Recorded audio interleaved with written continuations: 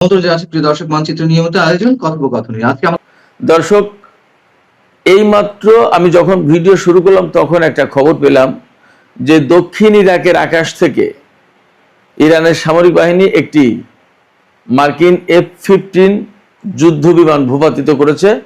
খবরটা ইরানের রাষ্ট্রীয় বার্তা সংস্থা IRIBর বরাত দিয়ে এক্স পোস্টে আমি পেয়েছি। খবরটা সরাসরি IRIBর বরাত দেওয়া হচ্ছে এবং যে সূত্র থেকে এই পোস্টটা আমি দেখলাম ওই সূত্রটা যথেষ্ট নির্ভরযোগ্য। সেক্ষেত্রে নতুন করে আমেরিকার একটি F-15 যুদ্ধ বিমান যদি ভূপাতিত হয়, আমি যদির কথা বলছি, তাহলে কিন্তু পরিস্থিতি আবার অনেক বেশি উত্তপ্ত হয়ে উঠল এবং আমেরিকা ইরান নতুন করে যুদ্ধের আশঙ্কা প্রচণ্ড এবং প্রবল হলো। এদিকে ইরানের সামরিক বাহিনীর একজন কমান্ডার, শীর্ষ পর্যায়ের কমান্ডার,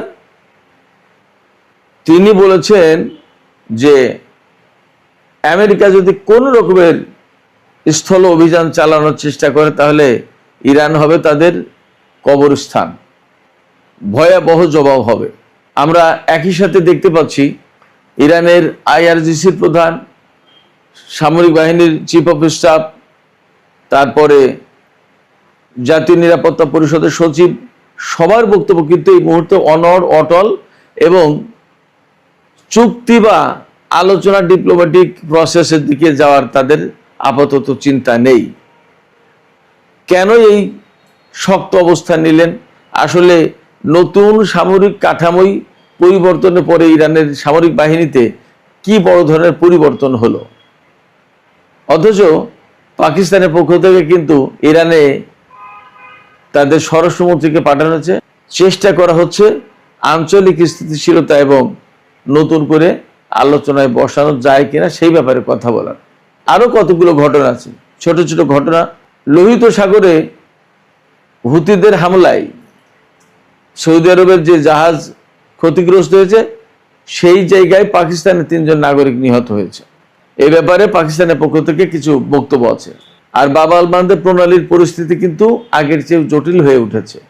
এর প্রেক্ষাপটে আন্তর্জাতিক বাজারে তেলের দাম যেমন বেড়েছে, তেমনি জাপানের পক্ষ থেকে ইরানকে অনুরোধ জানানো হয়েছে যাতে বাব আল মানদেব প্রণালী এলাকায় হুতিরা হামলা বন্ধ করে, সেই ব্যবস্থা যেন ইরান নেয়। সুপ্রিয় দর্শক, এই বিষয়গুলো নিয়ে এখনকার ভিডিওতে আমি বিস্তারিত আলোচনা করার চেষ্টা করব। আশা করি আপনারা শেষ পর্যন্ত সঙ্গে থাকবেন। আর ভিডিও যদি ভালো লাগে তাহলে লাইক, কমেন্ট, শেয়ার করবেন এবং চ্যানেলটি সাবস্ক্রাইব করে সাথেই থাকবেন। দর্শক, চলুন আমরা বিস্তারিত আলোচনা করি। প্রথম আলোচনা যেটা করতে চেয়েছি সেটি হচ্ছে যে এই মাত্র কিছুক্ষণ আগে খবর পেলাম, এখনো মেইন স্ট্রিম গণমাধ্যমে যাচাই করার সুযোগ হয়নি। আমি আবারও বলছি, Islamic Republic of Iran broadcasting, যেটা ইরানের রাষ্ট্রীয় বার্তা সংস্থা IRIB, তার বরাত দিয়ে একটা বিশ্বস্ত সূত্র থেকে এক্সে পোস্ট দেওয়া হয়েছে ব্রেকিং নিউজ বলে, যে দক্ষিণ ইরাকের আকাশ থেকে ইরানের সামরিক বাহিনী একটি F-15 যুদ্ধ বিমান ভূপাতিত করেছে। এই খবরে দাবি করা হয়েছে যে শোল্ডার লঞ্চ মিসাইল থেকে, অর্থাৎ কাঁধে রেখে যে মিসাইল ছোড়া হয়, সেই মিসাইলের সাহায্যে এই বিমানটি ভূপাতিত করেছে। একই খবরে বলা হচ্ছে যে সম্প্রতি ইরান চীন থেকে যে কাঁধে রেখে নিক্ষেপযোগ্য ক্ষেপণাস্ত্র প্রতিরক্ষা ব্যবস্থা আমদানি করেছে, সেই ক্ষেপণাস্ত্র ব্যবহার করে আজকের এই বিমান ভূপাতিত করা হয়েছে। এখানে অবশ্যই কথা বলতে হবে, এই বিমান যদি অ্যাকচুয়ালি ভূপাতিত হয়ে থাকে তাহলে কিন্তু আমেরিকা এবং ইরানের মধ্যে নতুন করে বড় রকমের সংঘাতের একটা আশঙ্কা বা পরিস্থিতি তৈরি হলো। খবরে বলা হচ্ছে এই বিমানটি ভূপাতিত হয়েছে একেবারে বসরার কাছাকাছি। বসরা কিন্তু ইরাকের একেবারে দক্ষিণ অঞ্চলে, যেখান থেকে ইরানের সীমান্ত কাছাকাছি। এখন প্রশ্ন আসতে পারে যে ইরান কেন মার্কিন বিমান ভূপাতিত করতে গেল?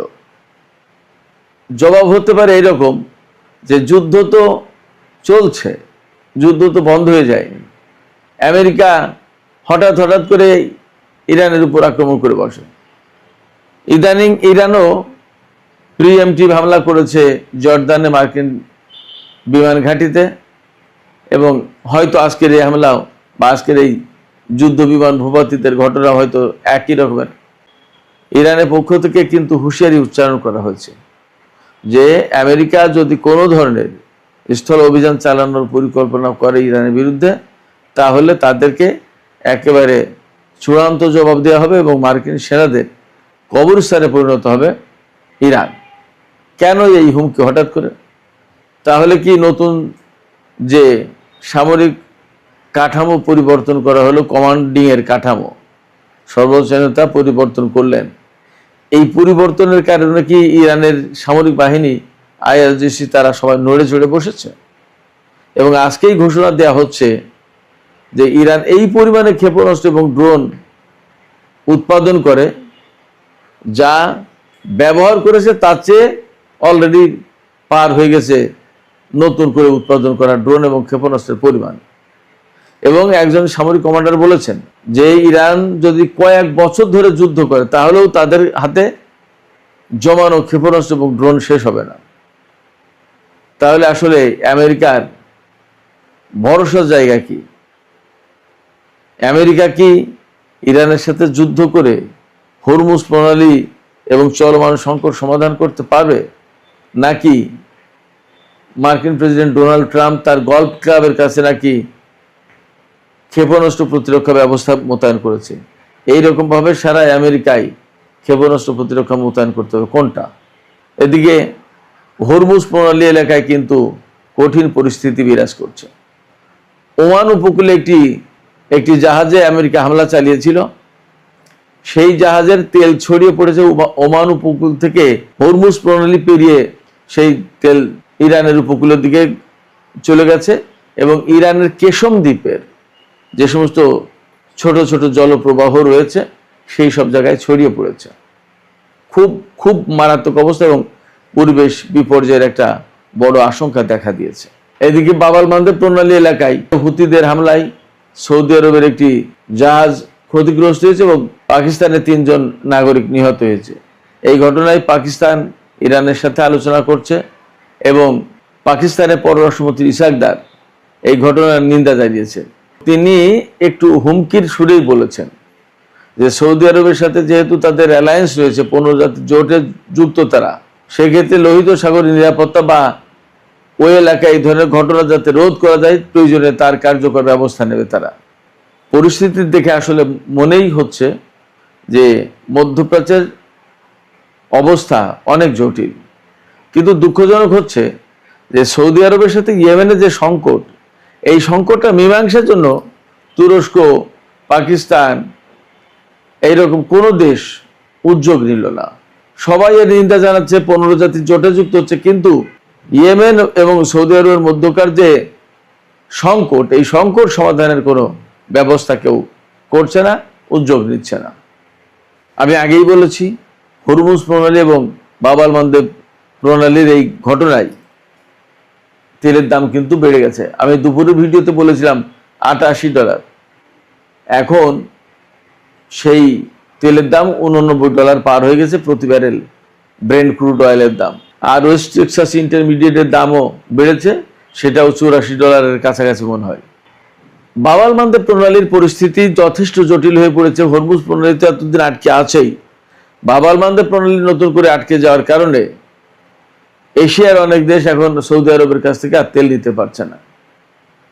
এর প্রেক্ষাপটে জাপানের প্রধানমন্ত্রী ইরানের প্রতি আহ্বান জানিয়েছে, ইরানকে অনুরোধ জানিয়েছে যাতে ইরান ইয়েমেনের হুতিদেরকে বলে যে বাব আল মানদেব প্রণালী এলাকায় যাতে জাহাজগুলো ছেড়ে দেয়। আমি এখানে আবারও এই প্রশ্ন তুলব যে এই যে জাপান, তারা সবাই সংকটের আপাতত সমাধান চাইছে, কিন্তু যে কারণে এই সংকট তৈরি হয়েছে সেই কারণটা নিরসনের চেষ্টা কেন করছে না?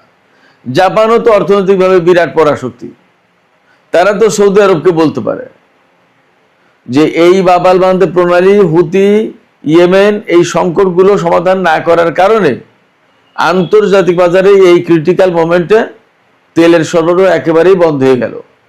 তো সেই জায়গায় সৌদি আরব আপনারা ইয়েমেনের হুতিদের সাথে সংকটের সমাধান করেন, আসেন মীমাংসা করি, এ কথা কেউ বলে না। শুধু বাবাল বান্ধব প্রণালীতে তেল নেওয়ার ব্যবস্থা করতে চায়, কিন্তু যে কারণে তেল নিয়ে আটকে যাচ্ছে সেই কারণে সমাধান করছে না। আশ্চর্য রকমের একটা দায়িত্বহীন বিশ্ব দেখছি আমরা। এত বড় একটা যুদ্ধ চলছে হরমুজ প্রণালীতে ইরানের সাথে আমেরিকা আর ইসরায়েলের, এই যুদ্ধ বন্ধের জন্য বিশ্বের কেউ উদ্যোগ নিল না এবং কেউ নিন্দা করলো না এবং কেউ থামালো না যে এই যুদ্ধ করা যাবে না, একটা অন্যায় যুদ্ধ হচ্ছে। বাবাল মান্দের প্রণালীতে যে সমস্ত ঘটনা ঘটছে সৌদি আরবের সাথে ইয়েমেনের, এরও কোনো সমাধানে কেউ উদ্যোগ নিচ্ছে না। সৌদি আরব তো ইয়েমেনের উপর 12 বছর ধরে নিষেধাজ্ঞা দিয়ে রেখেছে, অবরোধ আরোপ করে রেখেছে। এখন ইয়েমেন 2 দিন অবরোধ আরোপ করাতে সারা বিশ্বের জন্য টনক নড়ল, কিন্তু সৌদি আরব যে কাজটা করছে তার জন্য টনক নড়ল না কেন? কেন বিশ্ববাসী এই সংকটের সমাধানের জন্য এগিয়ে আসবে না? কারোর কি কোনো দায়িত্ব নেই, দায়ী নেই? আশ্চর্য কথা। সুপ্রিয় দর্শক, এদিকে মক্কা চুক্তি নিয়ে নতুন একটা খবর বেরিয়েছে, খুবই গুরুত্বপূর্ণ খবর, যে মিশরকে কেন নেওয়া হয়নি বা মিশর আছে কিনা, মিশর আসবে কিনা। তুরস্ক বলছে যে মিশর টেকনিক্যালি বা ন্যাচারালি সে আমাদের পার্টনার, এই সময়ের ব্যবধান যে কোনো মুহূর্তেই সে যুক্ত হবে।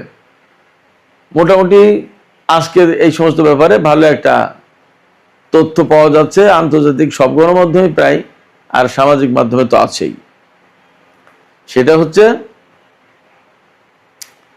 মিশরকে এই জোটে নিতে রাজি হয়নি সৌদি আরব, কিন্তু নিতে রাজি ছিল তুরস্ক। সৌদি আরব কেন মিশরকে নিতে রাজি হয়নি জোটে? যতদূর খবর পাওয়া যাচ্ছে তার ব্যাখ্যা এই যে সৌদি আরব, বাহরাইন, কাতার, সংযুক্ত আরব আমিরাত, মিশর, এই সমস্ত দেশ মিলেই ইয়েমেনের বিরুদ্ধে কিন্তু যুদ্ধ করেছিল, আরব জোট করেছিল তারা সৌদি নেতৃত্বে ইয়েমেনের হুতিদের বিরুদ্ধে যুদ্ধের জন্য। আবার কাতারের বিরুদ্ধে যখন 2017 সালের জুন মাসে সৌদি আরব, বাহরাইন, সংযুক্ত আরব আমিরাত সর্বাত্মক অবরোধ আরোপ করে, তখনও কিন্তু এই জোটে মিশর ছিল। এর অর্থ হচ্ছে যে সৌদি আরবের অত্যন্ত বিশ্বস্ত মিত্র ছিল, অন্তত সামরিক জোটের ডাকার ক্ষেত্রে মিশরকে কখনো বাদ দেয়নি সৌদি আরব। কাতারের বিরুদ্ধে অবরোধ আরোপের সময় মিশরকে ডেকেছে, আবার ইয়েমেনের হুতিদের বিরুদ্ধে যুদ্ধ করার সময়ও মিশরকে ডেকেছে। কিন্তু কি এমন ঘটনা ঘটলো এখন যে কারণে সৌদি আরব আর মিশরকে পছন্দ করছে না, এমনকি এই জোটে চাইছেই না, বাধা দিয়েছে রীতিমতো। তুরস্ক চেয়েছিল, সৌদি আরব এটা চায়নি, বাধা দিয়েছে। এর কারণটা কি? কারণ হিসেবে যা পাওয়া যাচ্ছে তা হলো মিশর নাকি, মিশরের প্রেসিডেন্ট জেনারেল সিসি, তিনি নাকি সৌদি আরবের কাছ থেকে বিপুল অঙ্কের অর্থ নিয়েছে, কিন্তু ইয়েমেনের বিরুদ্ধে যুদ্ধে কার্যকর ভূমিকা পালন করেনি।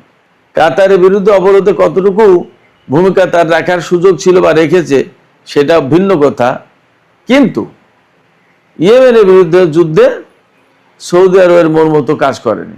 এই জন্য সৌদি আরবের বক্তব্য হচ্ছে মিশর শুধু টাকা খায়, কাজ করে না, এই দেশকে রাখা যাবে না জোটে, এরা অকেজো একটা দেশ। অথচ বাস্তব কথা হচ্ছে এই সৌদি আরব কিন্তু জেনারেল সিসিকে ক্ষমতা আনার ব্যাপারে বা তাকে স্ট্রংলি সাপোর্ট দেওয়ার ব্যাপারে মোহাম্মদ মুরসির নেতৃত্বাধীন যে ব্রাদারহুডের ক্ষমতা ছিল মিশরে, সেই মুরসি সরকারকে উৎখাত করে যখন জেনারেল সিসি ক্ষমতা দখল করে, তাকে সাপোর্ট দিয়েছিল কিন্তু সৌদি আরব, এবং হোসনি মুবারকের সরকারের সাথে ব্যাপক সম্পর্ক ছিল সৌদি আরবের। এই জেনারেল সিসি কিন্তু মুরসিকে উৎখাত করে দিয়ে ওই হোসনি মুবারকের ক্ষমতার সিলসিলায় চালু করেছে, আর তাকে সমর্থন দিয়েছিল সৌদি আরব। এখন সেই সৌদি আরব সিসিকে কাছে চায় না, পাশে চায় না, জোটে চায় না, কিন্তু তুরস্ক চাইছে। তুরস্ক কি পারবে? সেটা কিন্তু একটা বড় প্রশ্ন। যদি না পারে তাহলে মিশরকে কেন্দ্র করে কি এই জোটের ভিতরে আবার টানাপোড়েন সৃষ্টি হবে কিনা? এ কথা নিশ্চিত, এই জোটে সবচেয়ে বেশি পয়সা করে অর্থ দেবে সৌদি আরব, তাতে কোনো সন্দেহ নেই। আর প্রযুক্তি এবং সামরিক সক্ষমতা এই দুটো দেবে পাকিস্তান আর তুরস্ক। তাহলে মিশরকে যদি নিতে রাজি না হয় সৌদি আরব, তুরস্ক কি করবে? পাকিস্তান সৌদি আরবের পক্ষে থাকবে, মিশরকে নিয়ে পাকিস্তানের খুব বেশি একটা মাথা ব্যথা নেই। তুরস্ক যতই বলুক যে আমরা এই অঞ্চলের বাইরে অনেক দূর যেতে চাই, বহু দেশকে এর সদস্য করতে চাই, হয়তো নেটো জোটের আদলে আর একটা বড় জোট করতে চাই, ঠিক আছে, আঞ্চলিক স্থিতিশীলতা ফেরাতে চাই, তাও ঠিক আছে। এরদোগান বলেছেন আজকে যে আমরা আঞ্চলিক দেশগুলোর সমস্যার সমাধান আমরাই করব, বাইরের কাউকে এখানে আমরা ডাকবো না। এই কথাটা তো যুগের পর যুগ ইরান বলে আসলো, খুব ভালো কথা, কিন্তু মিশরকে নিয়ে এই জোটের ভেতরে কোনো দ্বন্দ্ব সংঘাত হবে কিনা সেটা একটা প্রশ্ন। সুপ্রিয় দর্শক, এখনকার আলোচনা এখানে শেষ করতে চাইছি। আলোচনা শেষের আগে আপনাদের মতামত জানতে চাই যে আমরা গত 2-3 দিন ধরে যে সমস্ত উত্তেজনাকর বক্তব্য আমেরিকা এবং ইরানের পক্ষ থেকে পাচ্ছি, তাতে কি মনে হয় যে নতুন করে আবার সংঘাত শুরু হতে যাচ্ছে? আবার আজকে যে ব্রেকিং খবর পেলাম, আমি এখনো বলছি যে এই খবরটা একদম চূড়ান্তভাবে মেইন স্ট্রিম গণমাধ্যম থেকে যাচাই করা যায়নি, কিন্তু যদি এমনটা হয় যে সত্যি ইরান F-15 যুদ্ধ বিমান বিধ্বস্ত করেছে, ভূপাতিত করেছে, তাহলে কি নতুন করে আরেকটা বড় রকমের যুদ্ধের আশঙ্কা তৈরি হলো কিনা? আপনাদের মতামত জানিয়ে কমেন্টে লিখুন। আর ভিডিও ভালো লাগে আবারও বলি, লাইক, কমেন্ট, শেয়ার। আসসালামু আলাইকুম। মার্কিন যুক্তরাষ্ট্রের প্রেসিডেন্ট ডোনাল্ড ট্রাম্পের শনির দশা যেন কাটছে না। এবার একটা মার্কিন অ্যাপাচি হেলিকপ্টার বিধ্বস্ত হওয়ার সংবাদ পাওয়া গিয়েছে। আমেরিকান এই অ্যাপাচি হেলিকপ্টার বিধ্বস্ত হয়ে হেলিকপ্টারে থাকা 2 জন পাইলটের দুজনেই নিহত হয়েছে। শুধু তাই নয়, হেলিকপ্টার বিধ্বস্ত হওয়ার পর হেলিকপ্টারের বিস্ফোরণে সৃষ্ট আগুনে দাবানল সৃষ্টি হয়েছে মার্কিন যুক্তরাষ্ট্রের টেক্সাস স্টেটে। মার্কিন যুক্তরাষ্ট্রের টেক্সাসে আমেরিকার অ্যাপাচি হেলিকপ্টার বিধ্বস্তের একটি ভিডিও ফুটেজ এসেছে আমাদের কাছে। তুর্কিপিডিয়ার দর্শকদের সেই ফুটেজটি দেখাচ্ছে।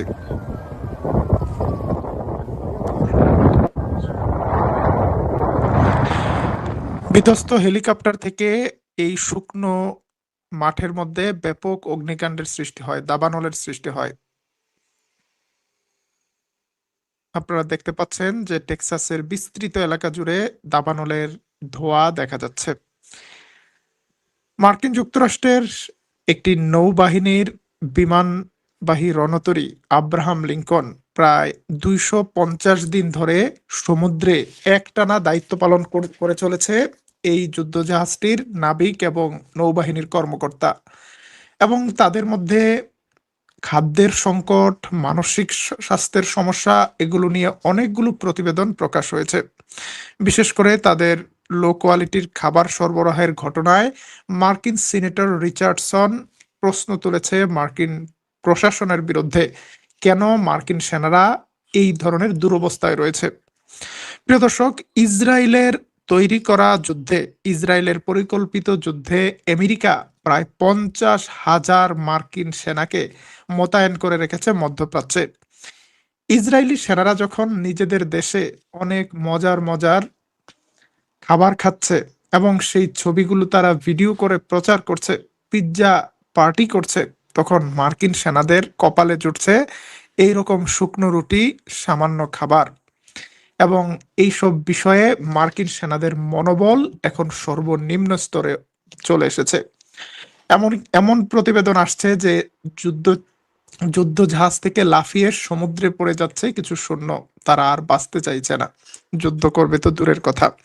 এইসব বিষয় নিয়ে মার্কিন সিনেটে ট্রাম্পের বিরুদ্ধে আলোচনা, প্রশ্ন তুলেছে মার্কিন কর্মকর্তারা। অন্যদিকে মার্কিন প্রেসিডেন্ট ডোনাল্ড ট্রাম্প ন্যাটোর সম্মেলনে যোগ দিয়ে তুরস্কে এসেছিলেন। তুরস্ক থেকে যাওয়ার সময় ইসরায়েলি গোয়েন্দারা ডোনাল্ড ট্রাম্পকে মেরে ফেলা হতে পারে, ডোনাল্ড ট্রাম্পের বিরুদ্ধে কাঁধে বহনযোগ্য মিসাইল হামলা হতে পারে, এই ধরনের একটি তথ্য দিয়েছে, যে তথ্যটি এখন পর্যন্ত ভুল প্রমাণিত হয়েছে। আজকে মার্কিন গোয়েন্দা সংস্থা সিআইএ সন্দেহ পোষণ করেছে ইসরায়েলের এই গোয়েন্দা তথ্যের ওপর। ইসরায়েলের গোয়েন্দা তথ্যের কারণে আমেরিকান প্রেসিডেন্ট, বিশ্বের সবচেয়ে শক্তিশালী দেশের প্রেসিডেন্ট ডোনাল্ড ট্রাম্প নিজের বিমান এয়ারফোর্স ওয়ানে করে যাননি, বরং অন্য আরেকটি মিলিটারি এয়ারক্রাফটে উঠেছিলেন। আবার সেখানেও তিনি পায়ে হেঁটে যাননি, একটা খাবারের ট্রলির ভেতরে করে, একটা খাবারের ট্রাকের ভেতরে করে এইভাবে শোয়ায়ে নিয়ে যাওয়া হয়েছে মার্কিন প্রেসিডেন্ট ডোনাল্ড ট্রাম্পকে। কতটা লজ্জার, কতটা অপমানের, কতটা আতঙ্কের! ডোনাল্ড ট্রাম্পের এই অবস্থার পেছনে দায়ী ইসরায়েল এবং ইসরায়েলের গোয়েন্দা সংস্থা। ডোনাল্ড ট্রাম্পকে এতটাই আতঙ্ক ঘিরে ধরেছিল যে ট্রাম্প পায়ে হেঁটে নিজের প্লেনে যেতে সাহস করেনি। যদিও সেখানে অসংখ্য এয়ার ডিফেন্স মোতায়েন ছিল, আমেরিকার সর্বোচ্চ টেকনোলজি ছিল, কিন্তু ট্রাম্পকে ইসরায়েলের কথা শোনার কারণে এই পরিস্থিতির মধ্যে যেতে হয়েছে।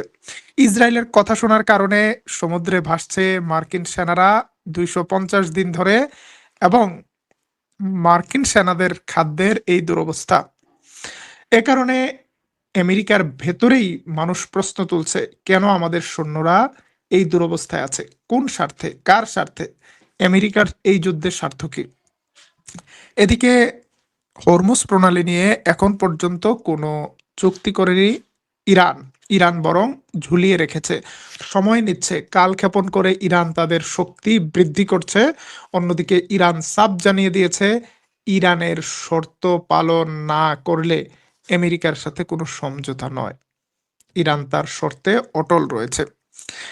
প্রিয় দর্শক, আজকে গুরুত্বপূর্ণ সংবাদ দেব ইরাক থেকে। ইরাকের প্রধানমন্ত্রী জায়েদি ঘোষণা দিয়েছে, আমেরিকান সৈন্যরা 30 সেপ্টেম্বরের মধ্যে ইরাক থেকে প্রত্যাহার হবে। ইরাক থেকে আমেরিকান সৈন্যদের প্রত্যাহারের সাথে সাথে ইরাকের ভূখণ্ডে অন্য কারো হাতে কোনো অস্ত্র থাকবে না। ইরাকের অস্ত্র থাকবে শুধু ইরাকের সশস্ত্র বাহিনীর হাতে। এক দেশ, এক সেনাবাহিনী, এবং সমগ্র সামরিক শক্তির কন্ট্রোল ইরাকের হাতে। সেই সাথে ইরাক ঘোষণা দিয়েছে, ইরাকের আকাশসীমা কিংবা ইরাকের ভূখণ্ড ব্যবহার করে কোনো প্রতিবেশী দেশের বিরুদ্ধে আক্রমণকে বরদাস্ত করবে না ইরাকি প্রশাসন। এই ঘোষণায় বেকায়দায় পড়বে ইরান। ইরানের পপুলার মোবিলাইজেশন ফোর্স সহ অনেকগুলো শিয়া মিলিশিয়া অর্গানাইজেশন আছে, যারা মূলত ইরানের ফান্ডিংয়ে চলে, ইরানের পরিকল্পনায় চলে, এবং সাম্প্রতিক যুদ্ধে ইসরায়েলের বিরুদ্ধে, সৌদির বিরুদ্ধে, এমনকি মার্কিন যুক্তরাষ্ট্রের বিভিন্ন ঘাঁটির বিরুদ্ধে গুরুত্বপূর্ণ অপারেশনে অংশগ্রহণ করেছে এই গ্রুপগুলো। কিন্তু ইরাক সরকার এদের লাগাম টেনে ধরতে চাইছে। ইরাক বলছে, একটা রাষ্ট্রের সেনাবাহিনী সিদ্ধান্ত নিবে কোথায় কোন অপারেশন হবে, এবং আমাদের ভূখণ্ড ব্যবহার করে কোনো প্রতিবেশী দেশে হামলা করা আমরা সহ্য করব না। ইরাক সরকারের এই সিদ্ধান্তটিকে কিভাবে দেখছেন? কেউ এর পক্ষে বলছে, কেউ বিপক্ষে বলছে। যারা পক্ষে বলছে তারা বলছে, অবশ্যই কোনো রাষ্ট্রে সেনাবাহিনী ছাড়া অন্য কারো হাতে অস্ত্র থাকা উচিত নয়। সরকারের পূর্ণ নিয়ন্ত্রণ থাকা উচিত অস্ত্রশস্ত্রের উপর। অন্য একটি গ্রুপ বলছে, ইরাকের সেনাবাহিনী তো ব্যর্থ হয়েছিল আইএস ঠেকাতে। সেই সময় এই প্যারামিলিটারি গ্রুপগুলো, এই মিলিশিয়া গ্রুপগুলো আইএস এর বিরুদ্ধে লড়াই করে ইরাকের কয়েকটি প্রদেশ মুক্ত করেছিল। এদেরকে এইভাবে নিরস্ত্র করলে সেটা এই অঞ্চলের যে সিকিউরিটি ডাইনামিক্স আছে সেখানে বিরূপ প্রভাব ফেলতে পারে। মন্তব্যের দায়িত্ব আপনাদের। ইরাক সরকারের এই সিদ্ধান্তের পেছনে কি আমেরিকার কোনো চাল থাকতে পারে? ইরাকের প্রধানমন্ত্রী নির্বাচিত হয়ে প্রথম সফরেই মার্কিন যুক্তরাষ্ট্রে গিয়েছিলেন এবং ডোনাল্ড ট্রাম্পের সাথে বৈঠক করেছিলেন। ডোনাল্ড ট্রাম্পও ইরাকের প্রধানমন্ত্রী জায়েদির পিঠ চাপড়ে বলেছিল, জায়েদি একজন স্মার্ট লিডার। প্রিয় দর্শক, আমাদের কাছে সংবাদ আছে, ইসরায়েলের প্রতিরক্ষা মন্ত্রী কার্চ বলেছে, ইসরায়েলি সৈন্যরা লেবানন, গাজা কিংবা সিরিয়া থেকে সরে যাবে না। এটাই আমাদের নীতি। আমরা যেই ভূখণ্ড দখল করেছি সেই ভূখণ্ডে আমরা থাকবো। כאן את רכס הבופור, אחרי שהמנהרות שם הושמדו. צה"ל ביצע כאן תמרון, אתם רואים כאן דרך הליטני במבצע גבורה, במיומנות אדירה, הכריע את החיזבאללה, לקח את הבופור שמגן על מטולה ועל יישובי הצפון ועל חיילי צה"ל ומאיים על כל מרחבי החיזבאללה באופק. אנחנו, כפי שראש הממשלה ואני הבהרנו חד משמעית, পৃথিবীতে যুগে যুগে কালে কালে কোনো সময় কোনো দখলদার বাহিনী কোনো জায়গা ত্যাগ করেনি, তার পেছনে লড়াই সংগ্রাম রয়েছে। ঠিক তেমনি ভাবে দখলদার দেশটি অন্য দেশের ভূখণ্ড দখল করে সেই ভূখণ্ডগুলোকে স্থায়ী দখলদারিত্ব রাখতে চাইছে।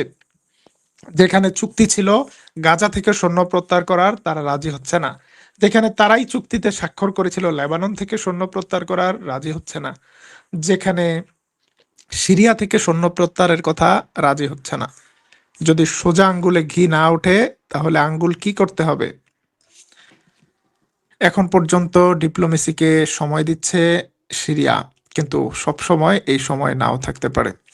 আমাদের একজন সম্মানিত দর্শক পশ্চিমবঙ্গ থেকে কমেন্ট করেছেন যে ভারতকে দেখতে না পারার কারণ কি? ভারতের জনগণ এবং ভারতের সরকার দুটো আলাদা জিনিস। আমরা ভারতের জনগণের সাথে আমাদের কোনো শত্রুতা নেই, তারা আমাদের প্রতিবেশী। আর যারা ভারতের পশ্চিমবঙ্গ, আসাম, ত্রিপুরা, মেঘালয় কিংবা অন্য অঞ্চলের মুসলমান, তারা তো আমাদের ভাই। আমরা তো একই অঞ্চলের, একই ইতিহাসের মানুষ। কিন্তু আমাদের আপত্তি